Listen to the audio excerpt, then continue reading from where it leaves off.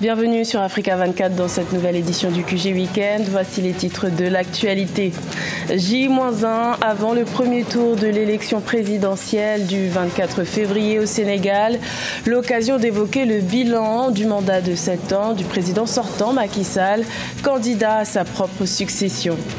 Le président ougandais Yoweri Museveni est en lice pour un 6e mandat. Son parti l'a désigné candidat à l'élection présidentielle de 2021 grâce à la suppression de la limite d'âge pour la présidence. Et le 9e rapport de l'initiative pour la transparence dans les industries extractives a été publié au Congo-Brazzaville. Le secteur forestier a été inclus dans le processus de conciliation pour la première fois. Mais tout d'abord, jour de vote au Nigeria. Les élections générales se tiennent ce samedi 23 février après un report d'une semaine. Plus de 72 millions d'électeurs sont appelés aux urnes pour notamment élire leur président parmi les 72 candidats en lice. Mais deux favoris se détachent dans cette course à la présidentielle, à savoir le président sortant, Muhammadu Buhari, et son principal rival, l'opposant Atiku Abubakar. Notons que le président sortant, Muhammadu Buhari, a glissé son bulletin dans l'urne dès l'ouverture des bureaux de vote. Dernier préparatif au Sénégal avant le premier tour de l'élection présidentielle prévue ce dimanche 24 février. 5 candidats sont en lice, dont le président sortant Macky Sall, candidat de la coalition Benno Bokk Yakaar. L'occasion de revenir sur le bilan de son mandat de 7 ans avec Mathilda Diaby.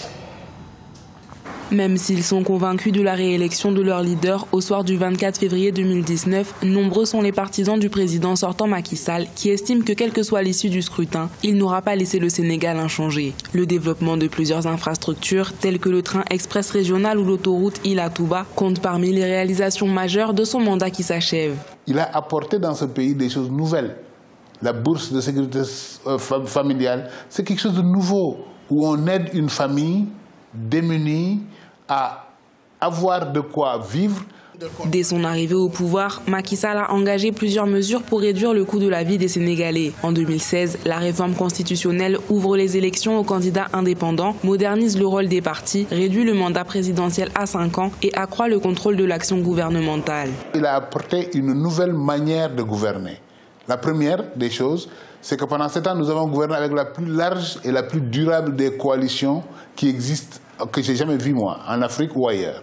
Cette coalition a permis de regrouper l'essentiel des hommes politiques de la société politique du Sénégal et des femmes politiques de ce pays. Depuis 2014, le plan Sénégal émergent est le cadre de référence de la politique du président Macky Sall. Il compte sur sa réélection pour poursuivre la mise en œuvre de la 2e phase du programme.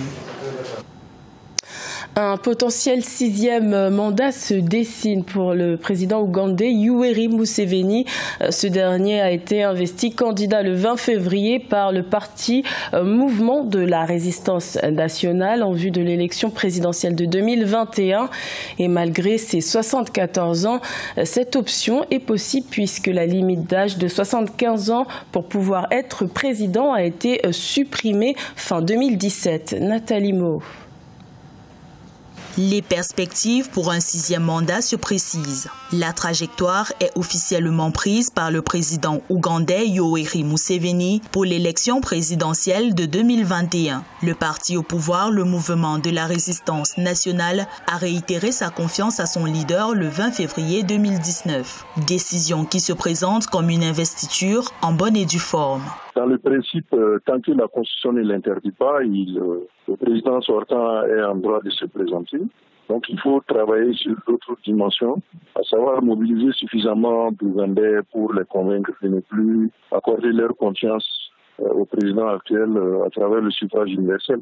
De son côté, l'opposition ougandaise accuse le chef d'État de vouloir demeurer président à vie. Face à lui, le député populaire Robert Kyagulanyi dit Bobi Wine a annoncé début février son intention de se présenter à la présidentielle. La disponibilité d'une figure montante est un atout important pour l'alternance. Si la classe politique et l'opposition en particulier ont suffisamment de capacité politique de faire table rase des rivalités intestines, des petites susceptibilités et des ambitions pour s'agréger autour d'un seul candidat.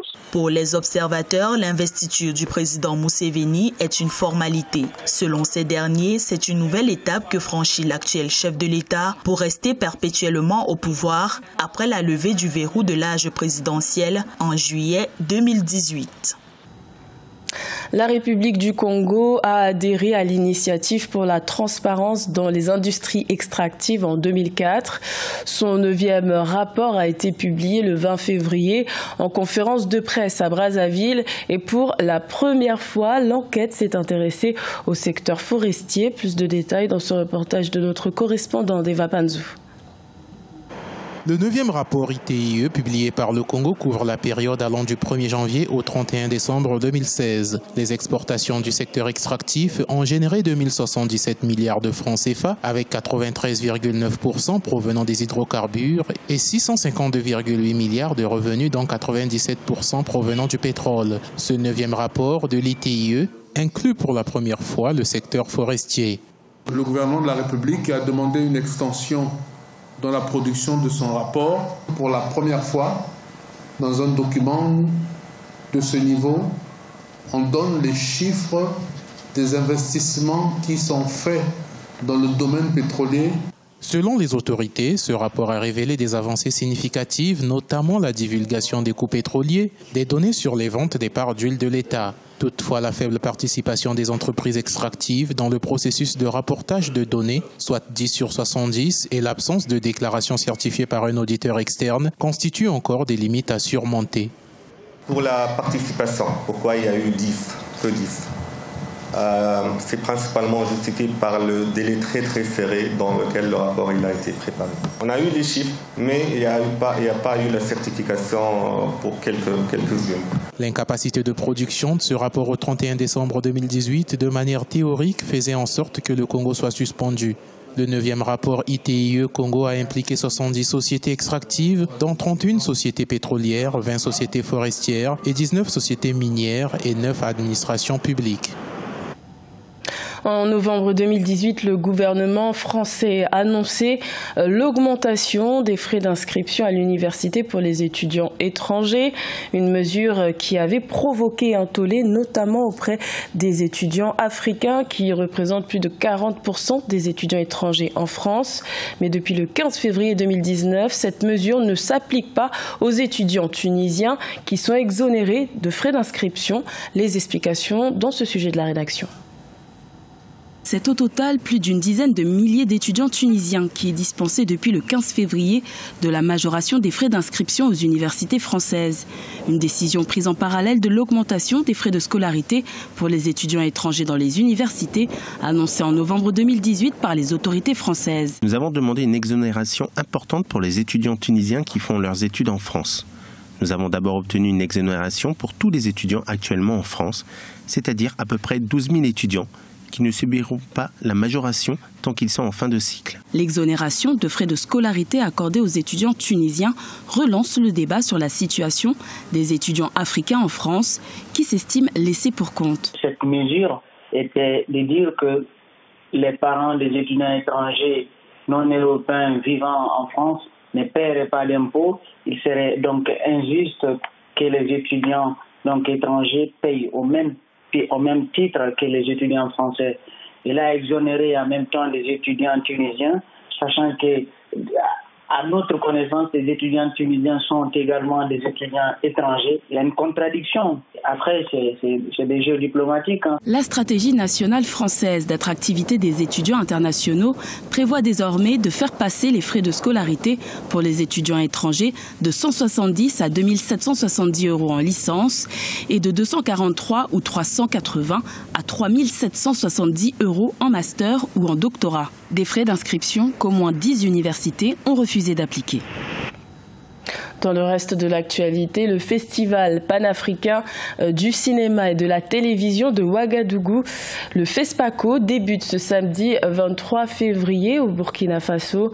La 26e édition de ce festival est placée sous le thème « Mémoire et avenir des cinémas africains » et présentera plus de 160 films de tout le continent et de la diaspora. Notons que le FESPACO fête cette année ses 50 ans. C'était le journal de la rédaction. Merci de l'avoir suivi. L'information continue sur Africa 24.